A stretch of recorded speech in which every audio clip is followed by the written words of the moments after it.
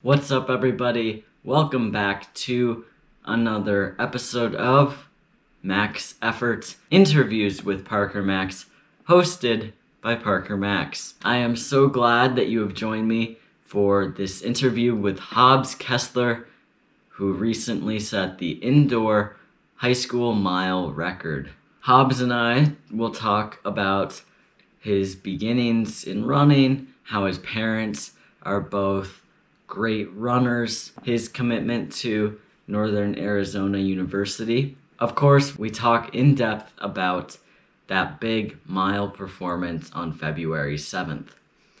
And I want to say, this video has a sponsor. It has a sponsor. So today's video is sponsored by the like button. So if you really want to help me out, click the like button. And if you want to help me out even more, you can click the subscribe button.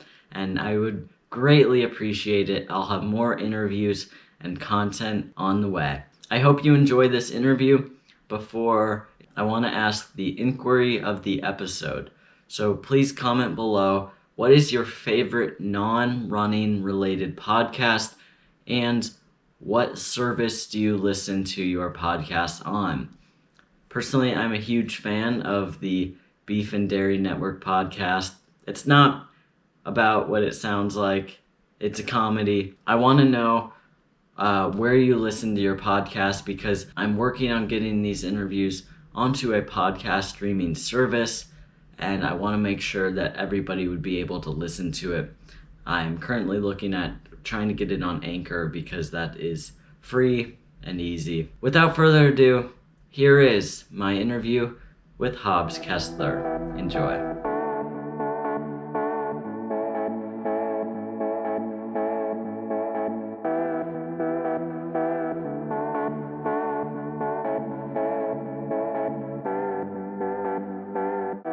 Today I am joined by Hobbs Kessler, who recently became the third fastest American high school runner of all time, the indoor American high school mile record holder, and he joins me from Ann Arbor, Michigan. So a little bit of a rivalry there, because I'm in Iowa City, so Iowa Hawkeyes versus Michigan Wolverines, but we can set our differences aside and have a great interview. But how are you doing today?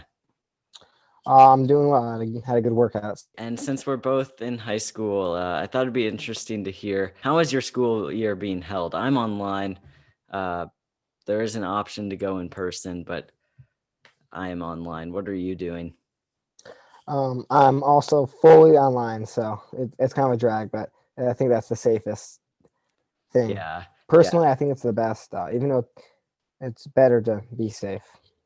yeah, I agree. It's a struggle most times than not, but uh, hopefully we'll be back in person soon. So I want to talk about the life-changing event that happened on February 7th for you. You became the American high school record holder in the indoor mile, third fastest all time. Have you fully processed it and moved on, or are you still in disbelief?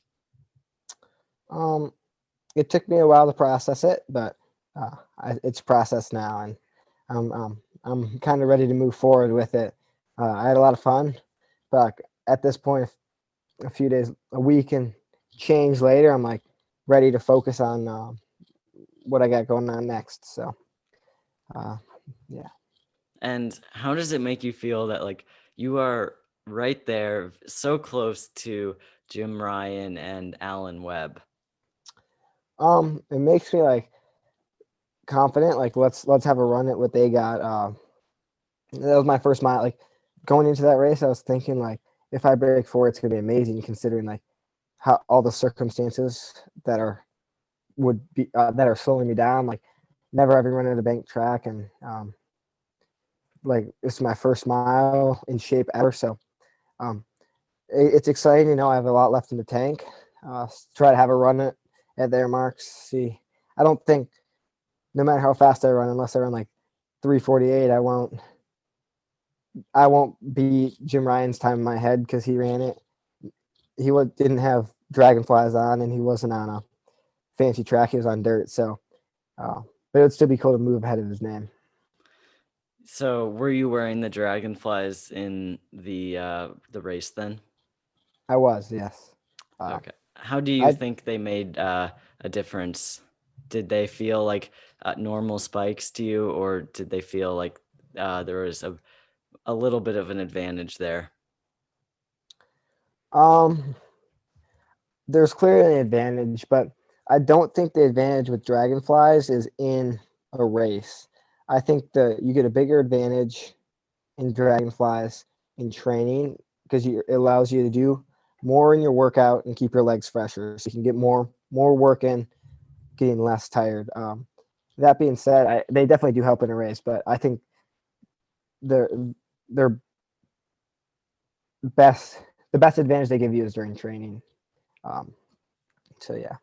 Interesting. Yeah, I haven't tried them out, so I'm just curious for myself. But could you just walk us through the race and uh, what was the plan going into the race? I don't remember too much of the race. The plan going in was just get in the race and start racing. I didn't want to like lock myself too much into a plan because um, plans don't really always work. So I have good enough instincts to just kind of get in there and feel it out. But uh, the race was just kind of trying to like I'm still feeling good at this point, and like I just kept waiting to feel bad, and it never happened until I had a lap to go, and I decided to go for it. But um, in my head, like the race was like the uneventful part. Like I just ran it, and then like all the chaos ensued before and after for me. Before just with the nerves, and after with like all the attention and the excitement. So, but the race was just like pretty. It's just it's gone. I was so in the zone. I can't really remember too much of it at this point. Yeah, that's probably a good thing because that means that uh, you are mentally fit for racing, and that's always something that is nice to uh, get to where you are just in like a flow state when you are racing. And your Instagram account probably doubled in size at least. Yeah, So, more. what was it like just to have like all that attention? Um, it was bizarre because I always kind of considered myself like the really good runner that was kind of like didn't have much attention or was kind of low key and like so it was a little weird all of a sudden getting all this attention, kind of like a little bit of a shift in my identity. But uh, I guess it's adjusted now, but it was really weird and to see my name everywhere and all these like running media things that I follow, see my name like I read it as my name, but like it it never registered in my brain that they were talking about me. So definitely bizarre. Yeah, I would think that would be just kind of surreal if that were to happen to me. But in that race, there was a point where, with about 300 meters to go, you stumbled on the inside rail of the curve. And so, what happened? And were you at all worried about getting DQ'd? Um, Basically what happened is that was my first time running on an indoor track. So it was this mistake of just being kind of I just came up on the guy a little too fast, and it was either I run into him or I go on the inside. I ran out of real estate. So I'm glad I only stepped in it once, and it didn't phase me at all during the race or after the race. And I'm still not concerned about it because I know I still ran the time, and if they disqualified me, I'm confident I could run that time again. So I'm glad they didn't, of course, but uh, it didn't phase me very much. Was there a workout like over the winter that made you feel confident that sub 4 was within reach? And what was that workout? So it was actually the workout that I just did, just on a different day, which is 4 steep hills, 4 less steep hills, 4 by 200, 3 by 300, 4 by 2, 2 by 400, and a 600. And that was like the first day I felt really, really comfortable. Um, at 60-second pace, tired. So that was a confidence booster for sure. But my confidence, there wasn't really any one thing. It just kind of grew and grew as I got fitter and fitter. So, uh, yeah, Yeah, no one workout makes you a sub 4 minute miler. It's all of those workouts stacked on top of each that's other. right. You get to train with Nick Willis, one of my favorite runners, as well as the legendary coach Ron Warhurst. How did you manage to get this amazing opportunity to train with the best in the sport? Um, I I just got lucky. Nick and all Ron's other athletes were out of town in like May, and he's the guy who's got a coach. He was born to do it, and he's got a coach. So my dad invited him to watch me work out, and he saw something in me and started working with me. And in like July, I think, or June, he predicted I'd run sub 4 in the spring, and I didn't. I thought he was just BSing, but he was right. But I got lucky that like they saw something in me, and that they live in the same city, and they're such good people. So, and with Ron came Nick, but really just luck, and I'm really fortunate for that. So, what is it like to train with Ron? Um, it's a privilege because I think I have like the best mile coach in the world, in my opinion. Like, I don't know many coaches. There are coaches with more accolades, but pretty much all those coaches have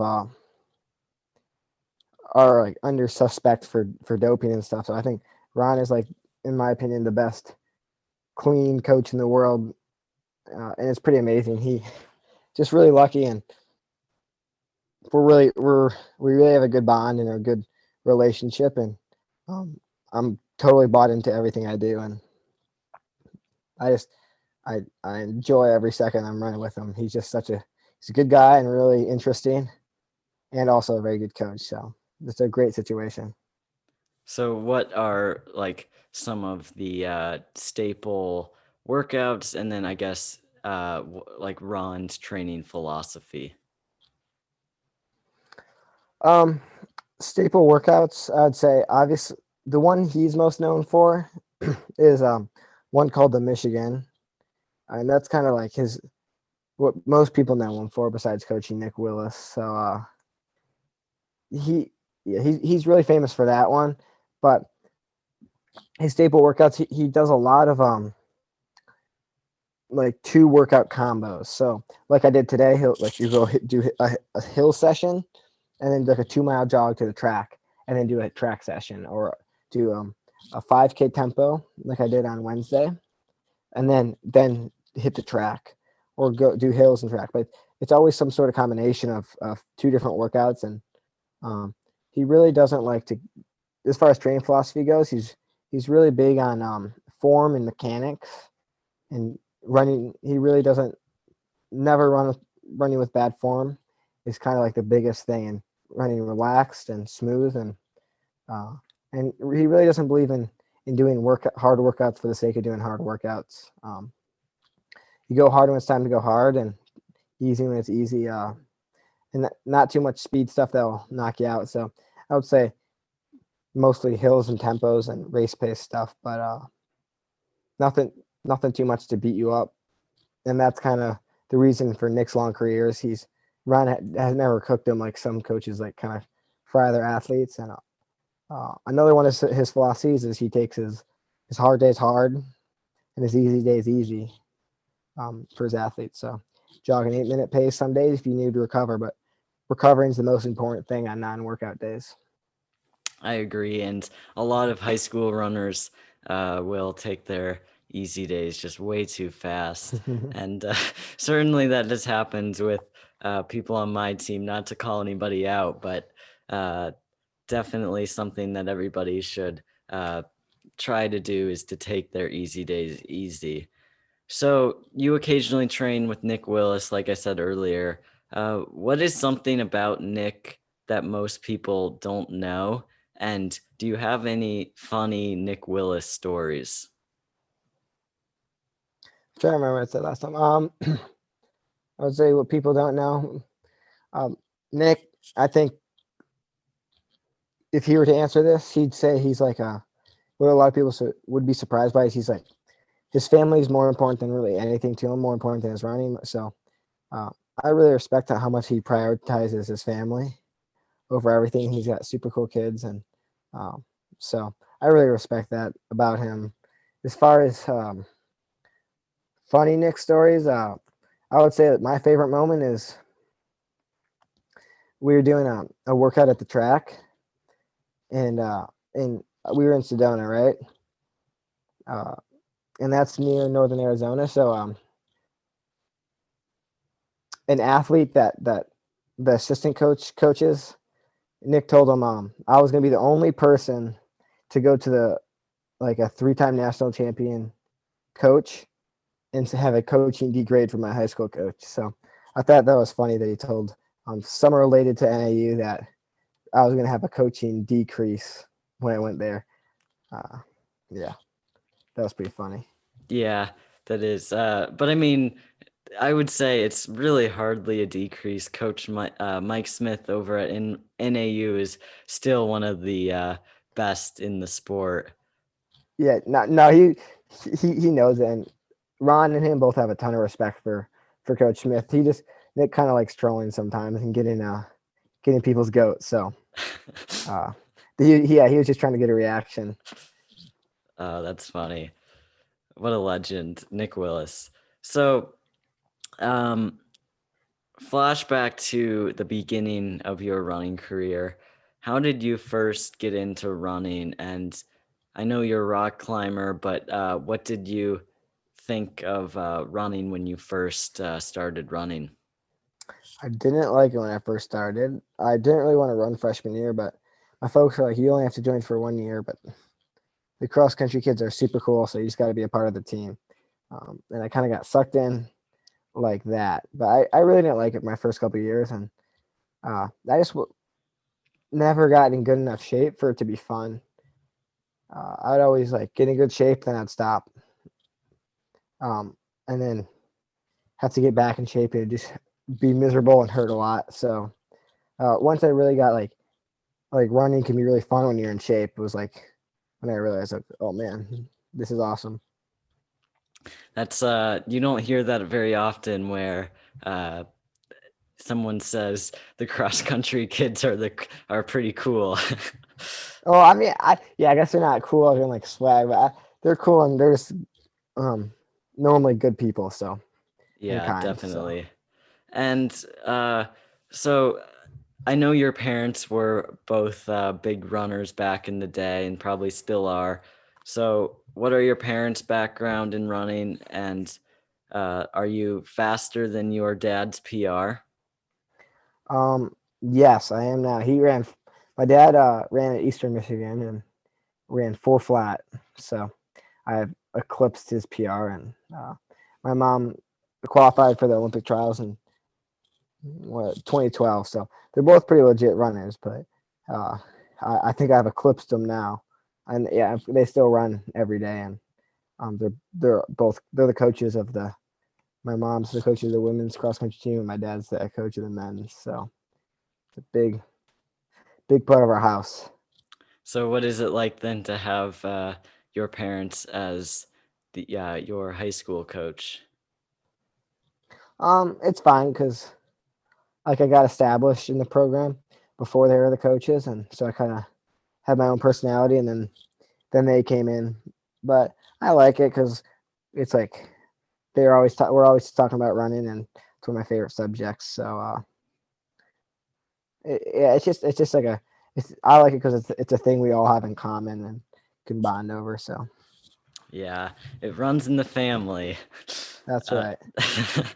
so, what was their reaction to you setting the record?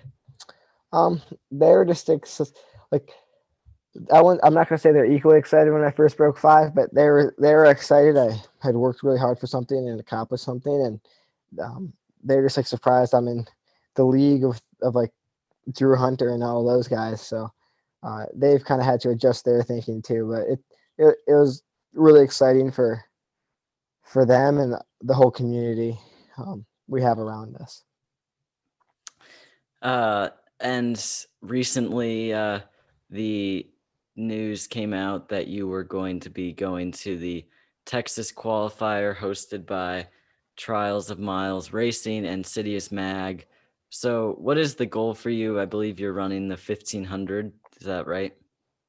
Yes, I'm running the 1500 and the high school mile. So um, I don't really have a goal. I'd like to run fast, like under 340, but we'll see and just give it a go. I would say like I wouldn't be too upset if I got the 1500-meter record, high school record, but that's a pretty hard record. So we're just gonna go out there and race and see how it goes and just learn more from it, and then hopefully get a fast time on Friday, then come back on Saturday and just get some more racing experience with some fellow high schoolers. So, do you know, like, what do you have to run to qualify for the Olympic trials in the 1500? I think it's 3:37.5, and I'd love to qualify for the Olympic trials. That'd be so fun, but I don't know what is 3:37 equal, like 3:55. Yeah, I don't know. It's fast, so we'll see. We'll give it a go. Yeah. I'm not gonna say I can't do it, but my main goal is just I don't want to like restrict myself with anything. Just go out there and race those guys, and the time usually comes, and it won't be tactical. I know that, so I just gotta hang Yeah. on. And I'm sure it'll also be nice to have being on the outdoor track, not on a banked track, so you won't have to worry about falling on the infield or anything like that. And hopefully, um, people will be able to pull you through to that time. So, this outdoor season, will you be racing outdoor track with your high school team or traveling to elite invitational meets across the country? Um, I want to try to do a little bit of both.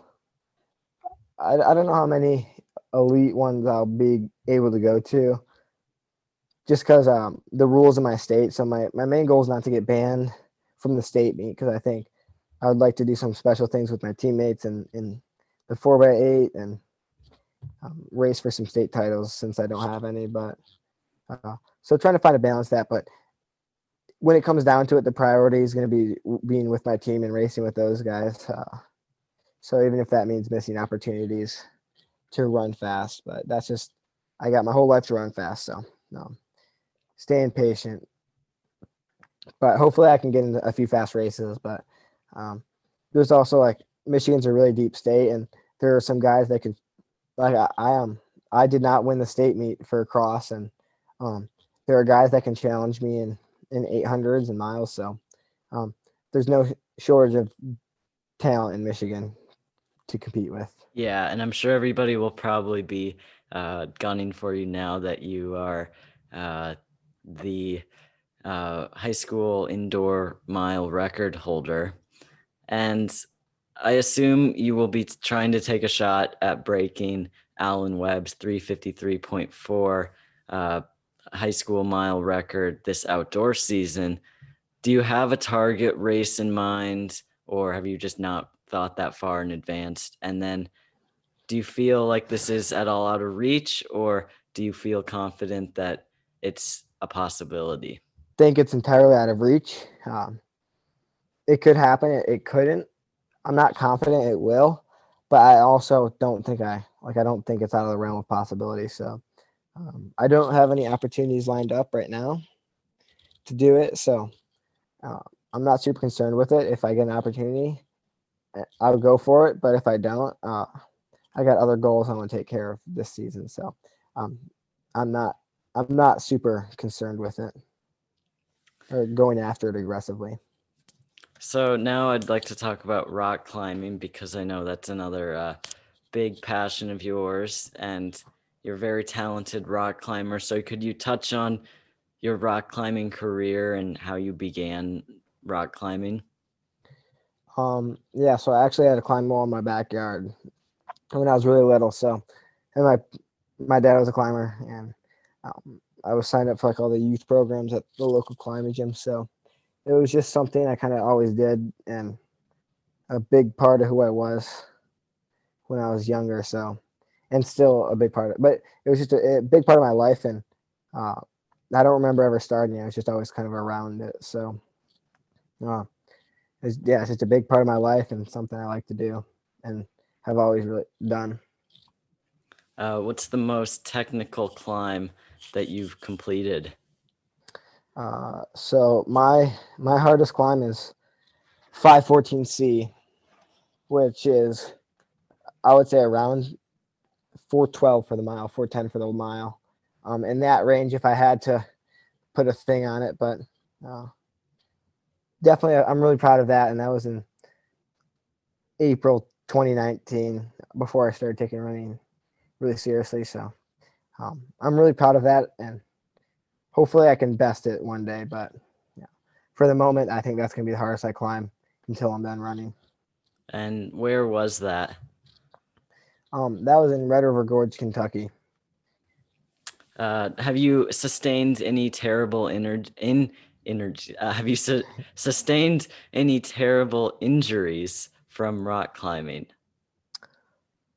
No, I'm part of it. I'm really careful and really safe, and another part's luck. But I've the worst. I rolled my ankle once, and that was the worst thing that has ever happened to me climbing. So, I've been really lucky to stay safe and never get hurt. But also, really careful. Wow, that is incredibly lucky. Do you feel like climbing provides any benefits mentally or physically to running? Yeah, I think it provides both.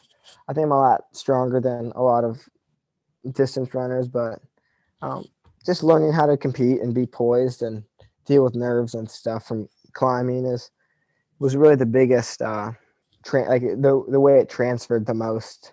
Just like that mental, because it's the same. Like the nerves are the same and competing is the same, just in a different sport. So I already had all those skills to begin with, and I just had to transfer them to running. That's great. And I think a lot of the best runners um, competed in other sports growing up. So, and it's the case for you as well. So that's very interesting. Next question is, if each sport paid you the same amount of money, would you rather become a professional runner or a professional rock climber? Um, that's tough. I don't know. Right now, I like it because professional runner would get paid a lot more, and I think I would choose professional runner because I think running is very easily measured with a stopwatch, and climbing is really subjective and kind of. I don't think it's one of those things you really should compete in, and you should. I think like outside climbing, but competitions and stuff are just I think a lot harder to measure. So, I have like a little bit of OCD about that. I think running just makes a little more sense for competition wise. So I'd like to go back to running and talk about college. You committed to NAU, and I'm repping NAU today. So what was this recruitment process like, especially during the pandemic? It was hard without a spring track season, and it was hard without visits because I had to commit blind. Most of the schools I was looking at are places I'd never been, so it was a little scary, but that's kind of how it goes. And it was frustrating to not have a track season, but overcame with some time trials and was able to get noticed, and then narrowed it down to a few schools. And I just really deep down, like the whole time, knew that NAU was going to be the place for me. So um, I have a tremendous amount of pride about going there, and I just feel very proud and um, very happy with my decision. And Flagstaff, one of the best running towns out there in the US. So I agree. definitely probably a good fit for you. Uh, and I feel you how like it would be really hard to commit to a school without visiting. I am a junior, so I'm just now starting looking at colleges, and it's stressful to think like if I'll even be able to visit relatively Yeah, yeah. soon and get to know cross country runners. But what were some of the other schools that you were interested in and getting recruited by? The other two that I was really considering were Michigan, just because I live really close to campus, and obviously Ron and Nick and a lot of my mentors are related to Michigan, and Coach Sullivan is an amazing coach, and they have a really amazing program. And then the other is Washington and Seattle. I was looking at, but decided on Michigan. Like I decided I wanted to kind of branch out from Ann Arbor and explore a different place, uh, and I just had a better feeling about NAU and thought it would be a better school for me and a better town and just a better everything about it would be a little better for me. So I went with my gut, and I'm glad I did. Yeah, I think if I were in your position as well, I'd probably choose NAU over Michigan. Just trying to get out of the Midwest. Yeah, that's right. That's So, right. do you have any major plans, or like what do you intend on studying at NAU? I wish I knew. Well, that's one of the things I'm just gonna figure out when I get there. It's kind of hard to. I don't really know what I want to do, so I just kind of feeling it out a little bit. Yeah, most high schoolers don't know what they want to do. It's kind of crazy how, like, when you're 18, you go from having to ask the teacher if you can go to the bathroom to expecting to know what you want to do for the rest of your life. But Yeah, it's funky. yeah, uh, has your 357 mile caused you to rethink going to college and just deciding to turn pro? I'd be lying if I didn't go through my mind. I the main reason I would go pro is just because would want to stay with Ron because we have a really good connection and his coaching really works with me. So that's tempting, but I think ultimately it'd be best for me as a person and a runner to go kind of branch out, explore somewhere new, and learn to race and run it and train harder in the NCAA. I think that's kind of I'm not quite ready to be just thrown to the wolves yet. So uh, just paying my dues there is the smartest decision for me.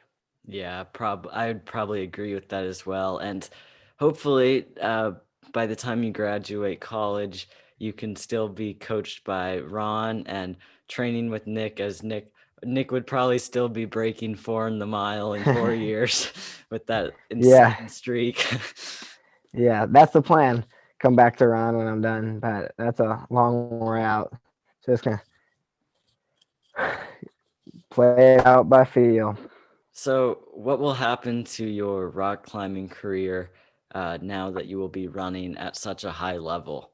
No, just accepting that the biggest change I have had to make, and I've already made it, is just learning to not compare myself to my peers that I used to compare myself to, and just accepting that they're gonna be better than me, and I've chosen another path. So that's hard, but that's kind of how it goes.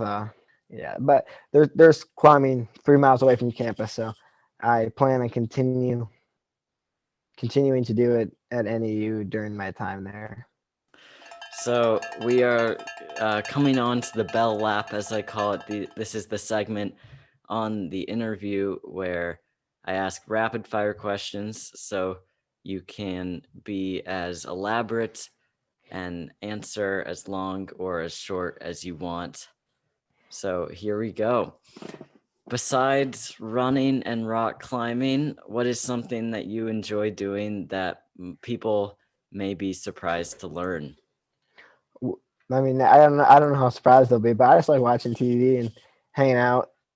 But I really like watching TV with people. That's like it's like the best. And you were just in Arkansas, so you're in the southern United States, and you are going to NAU. So the question is, IHOP or Waffle House? Waffle House, easy. Yeah, definitely. No question. So, how do you feel about putting pineapple on pizza? I'm 100% for it. Also, no, well, yeah, no contest. I think people might get upset over that that statement. What are some fun and interesting alternatives to war that countries could settle their differences with? I would say a 1 mile race. Three representatives from each country, and whoever has the winner yields the winner. Yeah, but then you know what's going to happen is Kenya is probably going to take over the world. um, so you are from the Midwest, so the age-old debate, soda or pop? Soda.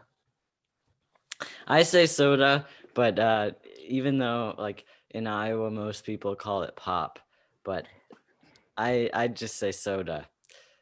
And another question relating to the Midwest. Michigan has the Upper Peninsula and the Lower Peninsula. So should the Upper Peninsula belong to Wisconsin? No, because if if the Upper Peninsula belongs to Wisconsin, then Toledo should belong to Michigan. So, like I've said many times in this interview, you are going to NAU. Who do you think would win in a boxing match, you or Nico Young? Oh man, Nico's so nice. I don't wanna say this because he's so nice, but I think I got him. He's pretty skinny. I mean, so am I, but I think less so. But I think I probably weigh more, so I think I could take him. But I don't know if I could hit him because like he's so nice. I got my money on you for that fight. So hopefully we can maybe Hopefully see it doesn't happen. Yeah. Me with my teammate, but So this question I want you to go a little more in detail with. So if you were reliving the same day over and over again, like in the movie Groundhog Day, what would you do? oh, so I wake up in the same spot every day. Yeah, and everybody thinks that it's a new day, but it's really the same day repeating over and over again. Oh, that I don't know. That brings up some questions because like you wouldn't have very many consequences for what you do. So you could like do all kinds of crazy stuff with no confidence. Like you could jump out of a plane without a parachute and you'd wake up just fine. Um, I don't know. That opens up a lot of possibilities. I think I'd, I'd I definitely learn how to base jump if I were to do that. You just find as many dangerous activities that you could do and see what happens. Yeah, so I would view it as an opportunity. What is your favorite fast food chain? I don't know if this counts, but Chipotle, like, not even close. Um, I love Chipotle. It's like the only fast food I'll eat on a road trip. It's my favorite. Okay, last question. What is your favorite item from Taco Bell? Well, I've never been to Taco Bell, but this is still pretty easy. I'd say Crunch Wrap Supreme because it's such a cool shape, such a cool way to eat a. It's like a burrito but cooler and crunchier. Hobbs, thank you so much for coming on, and I look forward to watching the rest of your career. Okay, have a good one, man. Yeah, Thanks for having me on. I appreciate it. So thank you so much for watching. I hope you enjoyed. Leave a like if you have not already and subscribe if you have not already. It really does help me out and helps me stay motivated. But thank you so much. I hope you have a great rest of your day and I hope you have a great run. You can follow me on Instagram if you'd like, at ParkerMax on YouTube. But otherwise, I will see you in the next video. So thank you so much. Live life to the max, run to the max. Goodbye. So I want to go back to running and now college, and you committed to NYU, NAU, and oh my gosh, NAU, not BYU.